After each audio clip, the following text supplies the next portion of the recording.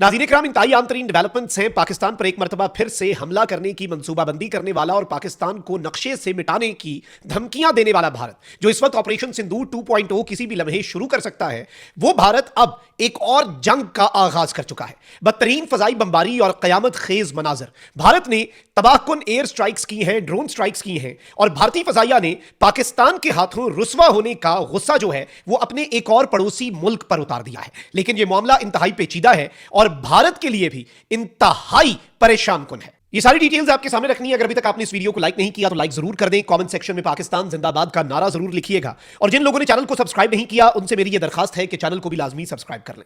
नाज़रीन कराम, भारत की एक एक्सपेंशनिस्ट सोच है और भारत की एक बदमाशी है इस रीजन के अंदर, जिससे तकरीबन इस खिते के अब तमाम तर ममालिक ही तंग हैं। पाकिस्तान, चीन और बांग्लादेश और नेपाल, भूटान और म्यांमार भी। अब म्यांमार जो है नाज़रीन कराम, ये भारत के साथ बॉर्डर शेयर करता है और इस मुल्क की जो इंपॉर्टेंस है वो बहुत ज्यादा है, क्योंकि भारत के अंदर इस वक्त सिर्फ मकबूजाबादी के अंदर या भारतीय पंजाब के अंदर खालिस्तान वाली सेपरेटिस्ट मूवमेंट नहीं चल रही। भारत के अंदर इस वक्त डजन्स ऑफ सेपरेटिस्ट मूवमेंट्स हैं जिन्हें भारतीय हुकूमत कुचलने की कोशिशें करती है, लेकिन वहां पर जो जुल्म और जबर भारत की मुख्तलिफ रियासतों के अंदर होता है, और इस वक्त आर्म्ड ग्रुप्स जो हैं यानी मुसल्ला गिरोह जो हैं वो भी भारत की रियासत और भारत की स्टेट को चैलेंज कर रहे हैं। और इंडियन गवर्नमेंट के लिए एक बहुत बड़ा महाज जो है वो आसाम से लेकर नागालैंड के अंदर खुला हुआ है। अभी याद रखिएगा कि भारत जो म्यांमार के साथ बॉर्डर शेयर करता है, तो भारत के बहुत से ऐसे स्टेट्स जो आजादी चाहते हैं और जिन स्टेट्स की आजादी के लिए मुसल्ला जिद्दोजहद चल रही है, आर्म्ड स्ट्रगल चल रही है, उन स्टेट्स के बहुत से ग्रुप्स पर ऑब्वियसली जो बॉर्डरिंग रीजन होता है वहां पर अपनी पनाह लेते हैं। अब भारत के लिए कुछ नए महाज खुले हैं नाज़रीन इकराम, और हुआ यह है कि भारत ने कुछ एयर स्ट्राइक्स की हैं म्यांमार के अंदर, बर्मा में। म्यांमार का सेगांग रीजन है और यह सेगांग रीजन जो है नाज़रीन इकराम, ये भारत के साथ एक पट्टी सी है और इसके अंदर यह बताया गया है कि हैवी कैजुअलिटीज हुई है। ऑपरेशन जो है इसने नाज़रीन इकराम कुछ इंसर्जेंट्स के हवाले से भारतीय मीडिया यह क्लेम कर रहा है कि इसमें कुछ ग्रुप्स हैं जिनको निशाना बनाया गया है और कुछ ऐसे कैंप्स हैं जो मुख्तलिफ भारत मुखालिफ ग्रुप्स जो हैं उनके यूनाइटेड होने से तैयार हुए थे। अब सीन क्या है जरा सादा लफ्जों में समझ लें। देखिए, मुख्तलिफ ग्रुप्स हैं, मुख्तलिफ जिद्दोजहद चल रही है, मुख्तलिफ स्ट्रगल्स चल रही हैं। इन आर्म्ड ग्रुप्स ने जो कि मुख्तलिफ स्टेट्स की इंडिविजुअली इंडिपेंडेंस के लिए अपना काम कर रहे हैं या भारतीय फौज के ऊपर हमलावर होते हैं, लड़ रहे हैं, जो भी इनका मामला है, इतनी ज्यादा डिटेल में जाने की जरूरत नहीं है। लेकिन अब इन्होंने क्या किया, इन्होंने यूनाइटेड एक्शंस लेना शुरू कर दिए, ज्वाइंट बेसिस बनाना शुरू कर दी, यानी एक दूसरे के साथ मिलकर भारत के खिलाफ कार्रवाइयां जो है वो इन ग्रुप्स ने शुरू कर दी हुई है। अब भारत की स्ट्राइक्स पर आने से पहले मैं आपको यह बता दूं, और पाकिस्तान के लिए ये स्ट्राइक्स क्यों इंपॉर्टेंट है और पाकिस्तान किस तरह से इन्हें स्टडी करके पूरे का पूरा मंजरनामा जो है भारत की मिलिट्री स्ट्रेंथ और भारत की ड्रोन पावर जो है उसे स्टडी कर सकता है। And this is a very good opportunity for Pakistan military कि हम स्टडी कर लें। अब हुआ ये नाज़रीन इकराम, एक तरफ तो ये इस सब के अंदर जो चाइना है उसकी इन्वॉल्वमेंट का भी इल्जाम लगाते हैं कि जी पीएलए जो है, पीपल्स लिबरेशन आर्मी, ये सब करवा रही है। भारत की आदत है अपने तमाम तर मामला दूसरे मुल्क पर डालता है। लेकिन अब इसमें नाज़रीन इकराम यूएलएफएआई एक तंजीम है और दूसरी है एनएससीएन के कैंप्स। ये दो ग्रुप्स जो है इनके हवाले से अब बताया ये जा रहा है कि बड़ी तादाद में यहां पर लोग मारे गए हैं और इनमें जो लोग मारे गए हैं उनमें औरतें और बच्चे भी शामिल हैं। अब यूएलएफए क्या है पहले तो आप ये समझ लें। यूएलएफए नामी ग्रुप जो है ये मुखफ़्फ़ बनता है united liberation front of Assam independent, ULFAI. अब ये जो यूएलएफएआई है नाज़रीन इकराम, ये एक आर्म्ड सेपरेटिस्ट मूवमेंट है और ये इस वक्त नाज़रीन इकराम भारत के जो आसाम स्टेट है उसके अंदर इंडिपेंडेंस चाहती है।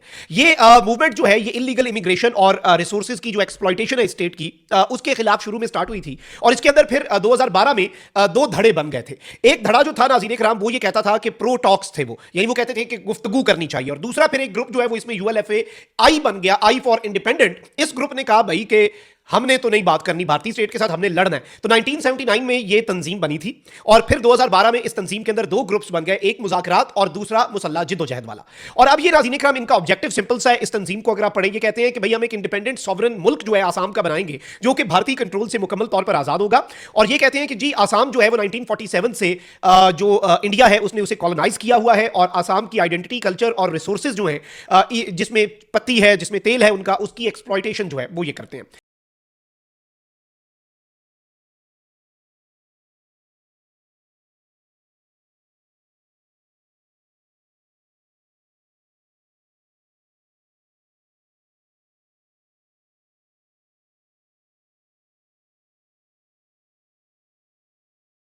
अब एक तरफ तो ये सूरत हाल है, तो वहीं दूसरी जानिब जो दूसरी तंजीम है वो आसाम की नहीं है।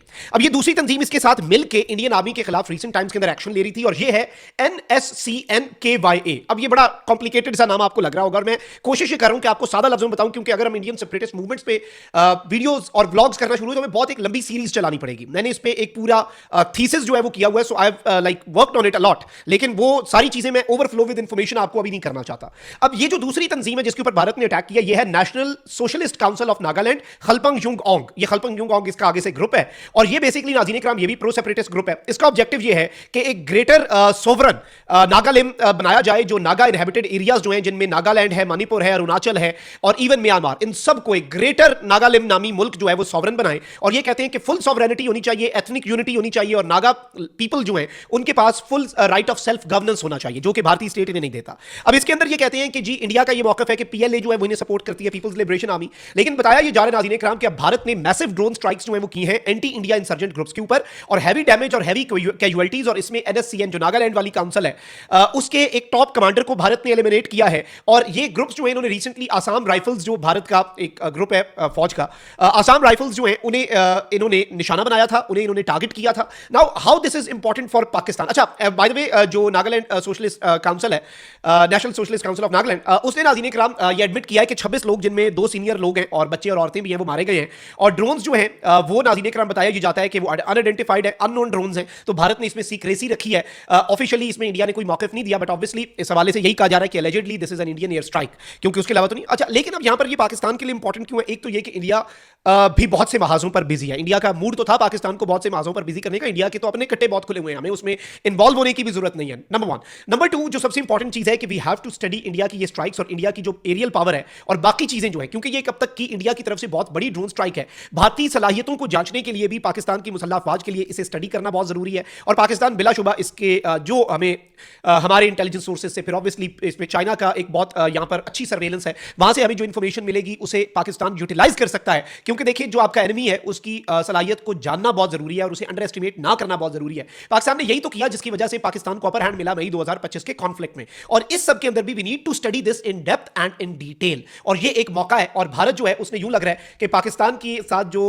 एयर बैटल हुई थी, डॉग फाइट हुई थी, उसमें रुसवाई का बदला जो माड़े हमसाया मुल्क है उनसे लेने का आगाज कर दिया। कमेंट सेक्शन में राय का इजहार जरूर करें। अपना बहुत ख्याल रखें। अल्लाह निगहबान। पाकिस्तान जिंदाबाद।